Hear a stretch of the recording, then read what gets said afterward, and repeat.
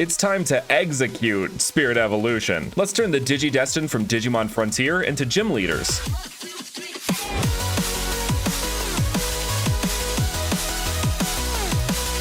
Hey everyone, Brandon here, and welcome back to another edition of giving Digimon characters their own gym leader teams. This one is extra special because we're giving teams to the kids from Digimon Frontier, which just recently celebrated its 20th anniversary. And as always, we're joined by the incredible Karn EX.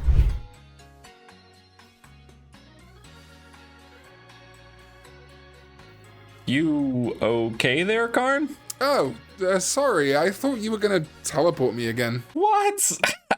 No, I would never do that. Brandon, you have done it in the past 3 videos.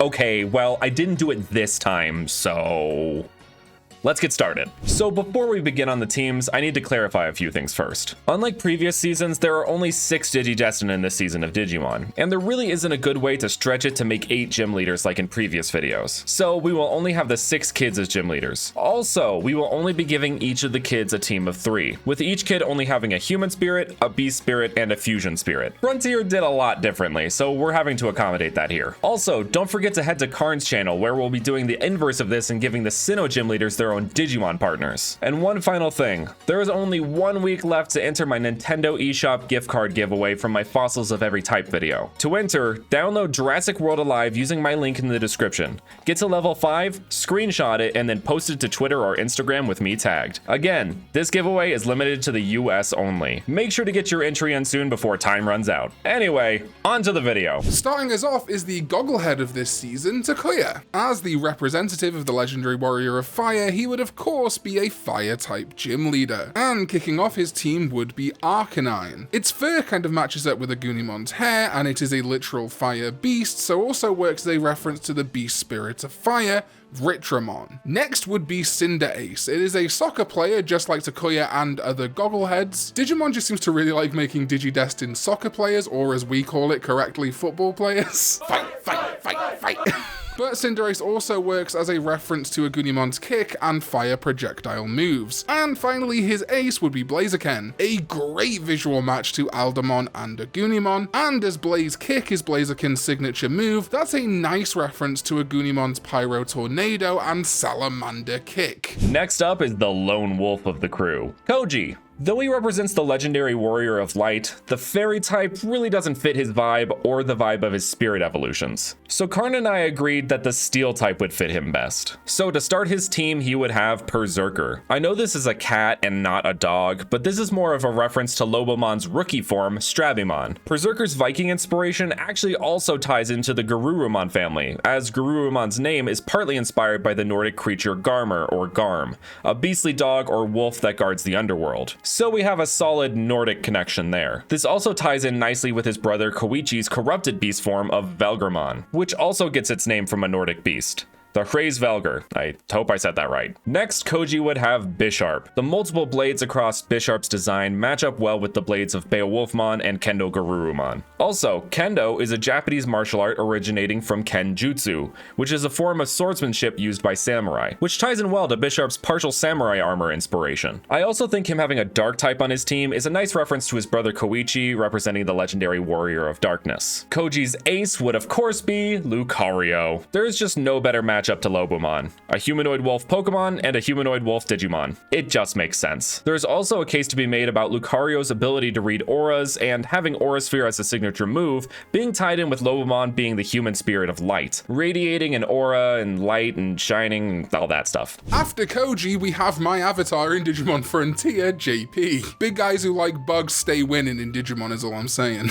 Here we have another case of the type of the legendary warrior not exactly matching up with the type that would fit the vibe of the character and their Digimon or Digimon form. So, though JP represents the legendary warrior of thunder, we're going to give him instead the bug type. First on his team would be Galvantula, which is an electric bug type, matching up really nicely with the kind of quadrupedal nature of Rhinocabaterimon, just generally being more insect-like than overtly humanoid that we see in something like Blitzmon. Next would be Vikavolt. Element, which itself matches up with Metal Kabuterimon being more kind of tech/robot and bug aesthetic combined, and of course is again bug electric. And JP's ace would be Heracross, just because it's a fantastic visual lineup with Beetlemon or Blitzmon, both being blue beetles with rhinoceros horns, and even Metal Kabuterimon.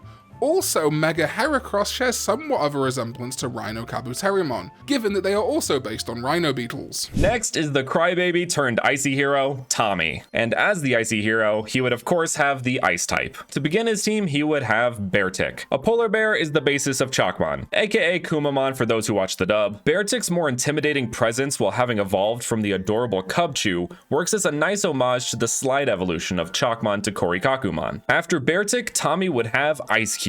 This ice cube-headed penguin is a reference to Tommy's fusion evolution, Daipenmon, with Daipenmon being a penguin that has 2 frozen treats in its hand. They're both penguins with frozen things as a focal point of their design. Daipenmon is even based on a shaved ice maker. Needless to say, these two line up very well. Finally, Tommy's ace would be Mamoswine. Mamoswine is kind of a general reference to both Korikakumon and even ancient Megatheriummon. That's a mouthful. Mamoswine has that kind of vague mammalian thing going on, and so does Korikakumon, where it looks like a hybrid between 2 creatures. Piloswine also has that same kind of fur-coated, big hump on the back vibe as ancient Megatheriummon. Following Tommy, we have Zoe. Once again, we could have given her the flying type due to her representing the legendary warrior of wind, but we just felt the fairy type fit her better overall. And it's just fun to be able to do a fairy gym leader because there are so few of them in Pokemon. As such, her first Pokemon would be Rabombi. This little fairy type Pokemon ties in really nicely to the whole fairy/pixie vibe of Kazemon. And then next up, Zoe would have Gardevoir. Its white coloration matches Jet Sylphimon, and the kind of wing on the side of Gardevoir's face could be seen to match Zephyrmon. Also, it's a feminine presenting humanoid Pokemon,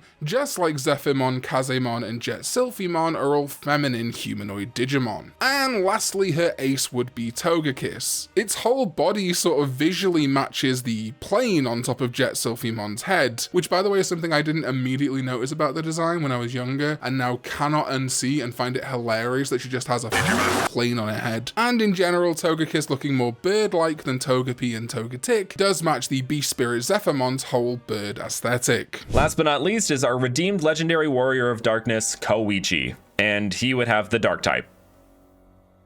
Duh. Koichi's team would start off with Mandibuzz. Mandibuzz matches up very well with Velgramon design-wise, both being these dark, menacing birds with skulls and bones as a prominent feature of their designs. Mandibuzz's shiny form even takes on a similar coloration to Velgramon. Koichi would then have a Zoroark. This is to match his brother Koji's Lucario, as Zoroark and Lucario are commonly seen as equivalents of their respective generations. And yes, they are both Furbatemons. Just had to make me say it, didn't you?